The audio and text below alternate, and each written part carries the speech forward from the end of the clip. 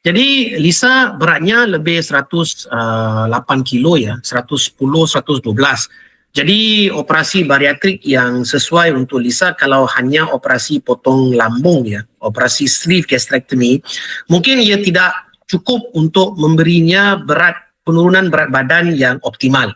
So kita buat keputusan untuk menambah satu bypass yang dipanggil PJB, Proximal Jejunal Bypass, iaitu pintasan kepada usus kecil untuk membantu beliau untuk kurus dengan lebih banyak. Tambahannya juga kita juga membuat operasi sleeve ke atas beliau. So ini merupakan teknik baru yang kita boleh memberi tawaran kepada pesakit bariatrik, di mana walaupun kita buat operation sleeve dan kita dapati bahawa mungkin kita mau buat penambahan penurunan berat badan, kita buat tambahan bypass iaitu PJB. Kebaikan ini daripada bypass yang biasa ya. Contohnya bypass yang iaitu Roux-Y gastric bypass, ia hanya memerlukan satu sambungan sahaja. So bila ada satu sambungan, maka risiko operation sangat kurang dan kami rasa resultnya sangat bagus. Jadi Lisa sangat bagus selepas operasi. Hari ini sudah discharge ya, bermaksud semalam operasi, dan hari ini pagi beliau sudah jalan macam hampir biasa dan tidak ada kesakitan yang amat parah ya.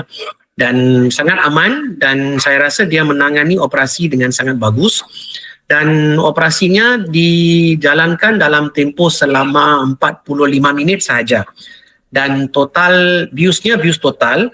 Dan sekarang bila saya melihatnya selepas operasi malam pun saya tengok dia tidak capek lagi.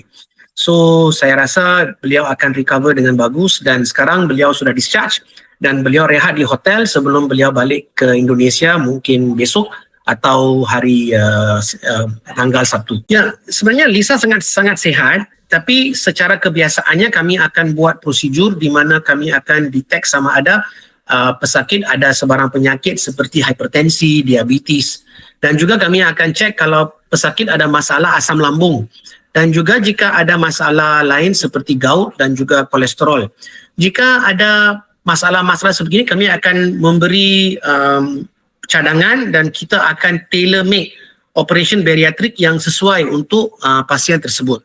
So mungkin satu pasien yang beratnya 100 kilo berbeda dengan pasien lain yang beratnya 100 kilo dengan kondisinya. So operasinya pun berbeda juga.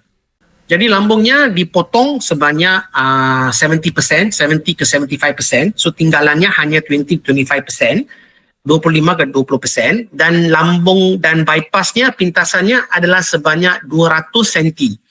So biasanya kita akan kira seluruh usus kecil dan kita akan pastikan bahawa at least ada 300 cm bakinya, dan kita akan bypass mengikut pasien. So dia bukan hanya setiap pasiennya sama, kadang-kadang kami boleh bypass dengan lebih banyak, dan kadang-kadang kami dapati bahawa pasien Malaysia dan juga pasien Indonesia ya, mungkin ususnya tidak begitu panjang. So kami tidak bisa bypass begitu banyak. Untuk Lisa kami berjaya untuk bypass sebanyak 200 cm, dan saya rasa keputusannya sangat bagus. Berarti besar ya dok ya, kalau untuk Lisa sendiri sampai 200 cm itu sendiri ya, besar ya? Besar. Oke.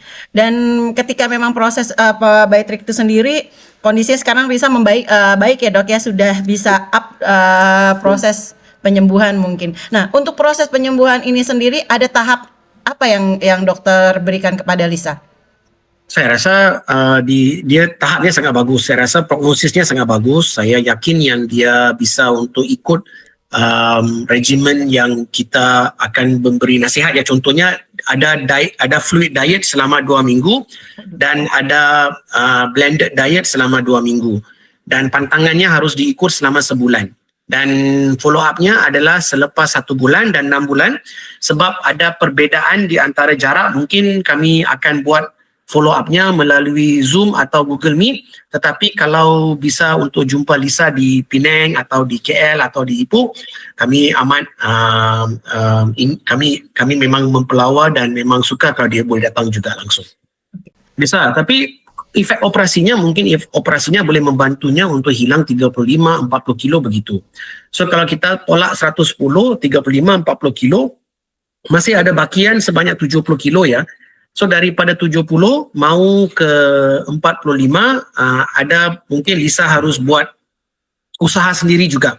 Maksudnya dia harus diet, dia harus exercise, dia harus mungkin ada penambahan ubat. Contohnya ubat SGLT1 agonist macam Ozempic, Mounjaro, Wegovy. Ubat-ubat ni pun boleh membantu, tetapi kebiasaannya kebanyakan pasiennya akan hilang 70% daripada berat badan berlebihan dalam masa 6 bulan ke setahun.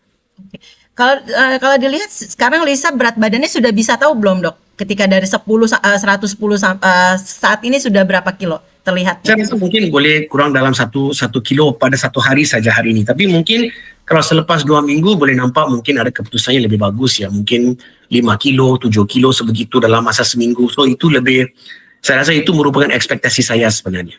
Oke, Dok. Kalau untuk bisa dilihat ketika saudari Lisa ini by Trick ini sendiri, ada progres ke depannya nggak? Tadi yang dokter bilang harus tetap diet, harus minum obat, pola makan juga harus dijaga. Dan ada pantangan tersendiri nggak ketika memang? Ya.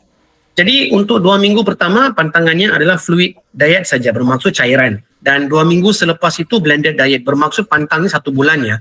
Selepas itu permakanannya polanya biasa, breakfast, lunch dengan dinner, tapi di antara waktu makan kami sarankan jangan ambil apa-apa makanan, jika perlu minum air kosong saja.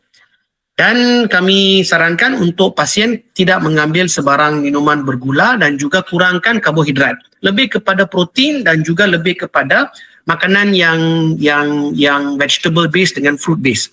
Dan kami recommend kalau sudah kenyang berhenti. Bermaksud kena biasakan diri untuk berhenti selepas kenyang makan. Tidak hanya makan sebab makanan itu ada di depan mereka.